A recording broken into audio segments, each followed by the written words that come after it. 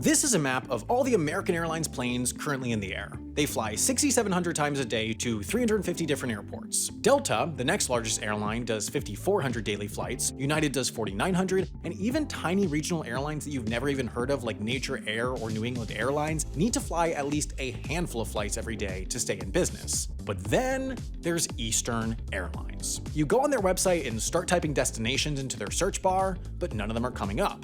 So you scroll down to see their offerings, which they conveniently break down by continent, and then by country, and then by city, only to realize that they actually only have 2 flights, which hardly count as 2 flights because one of those flights is just the other flight but backwards. You can fly from Miami to Santo Domingo or Santo Domingo to Miami. And to make matters a whole lot weirder, they own a whole fleet of wide-body airliners but only fly this one route once a month. So what gives? Well, to find out, I went to my favorite bastion of crowdsourced knowledge, the r/conspiracy subreddit. Their conclusion was that it was a government conspiracy to cover up the sequel to Epstein Island 2.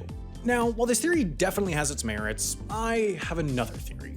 First, we need to go back in time a little to understand what Eastern Airlines actually is. Because Eastern Airlines, with its one sad little route, actually used to be one of the largest airlines in the world. And if you don't remember Eastern's glory days, that's because it was also one of the first airlines in the world. It was founded by this guy, Eddie Rickenbacker, who I'm bringing up for no other reason than he was a race car driver who became the most successful pilot in World War I, started a car company, invented 4-wheel brakes, then got bored with that and started an airline, sold the airline, purchased and operated the Indy 500, started writing a comic strip, bought a different airline and merged it with his old airline to create Eastern Airlines, went back to war, got lost at sea for 21 days and ate a seagull, got rescued, became a spy, then went back and became CEO of Eastern Airlines, survived a plane crash, wrote a book, went into a coma, came out of the coma, traveled to Switzerland in search of a cure for his wife's blindness, and then died. Is any of that relevant to the fact that Eastern Airlines now only operates one route? Actually, kind of. Because you see, under the leadership of what was arguably the coolest dude of all time, Eastern Airlines became one of the most valuable brands in airline history. Like, imagine if Tom Cruise was a real person who also owned and operated an airline. It was like that. For most of the 1940s, Eastern was the most profitable airline in the country and continued to thrive until jet planes were invented and Eddie refused to buy any of them. So they fired Eddie and bought some jet planes, but ultimately they couldn't compete with newer, lower-cost airlines like People Express and were forced into bankruptcy.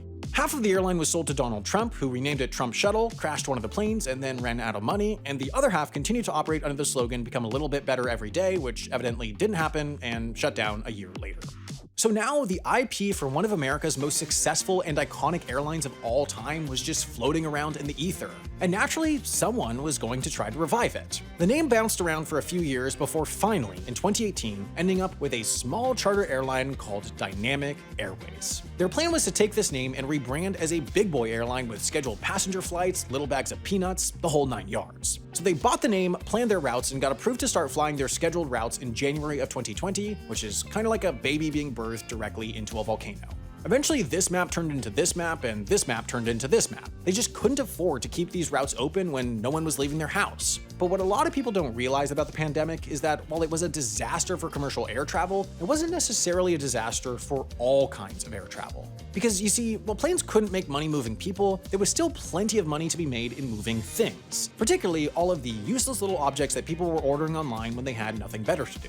And since e-commerce packages tend to be fairly small and light, you don't need a special kind of plane with a cargo door or reinforced floors to move them, so Eastern just started ripping the seats out of their passenger planes and filling them with fidget spinners instead, and there you go, a new business model.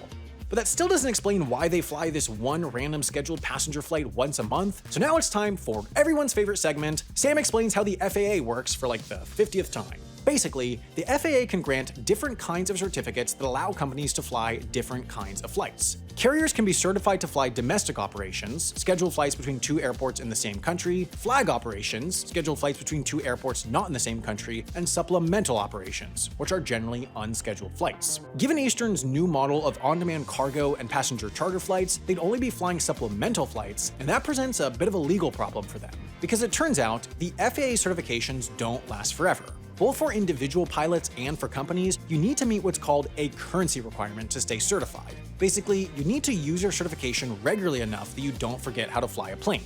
And in this case, to keep their flag certification and eventually re-expand their network, which they probably want to do because they spent all that money on the iconic name that the seagull-eating race car driver came up with, they need to fly at least one scheduled flight between 2 different countries every 30 days. So there you go. That's why this one weird flight exists. Or maybe it's the Epstein Island 2 thing. I don't know.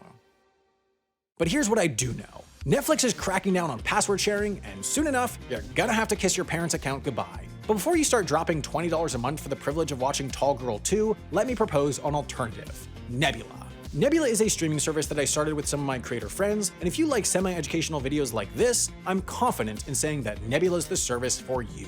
It's jam-packed with highly curated, exclusive content that people like me, real engineering, and real-life lore always wanted to make but could never pull off on YouTube.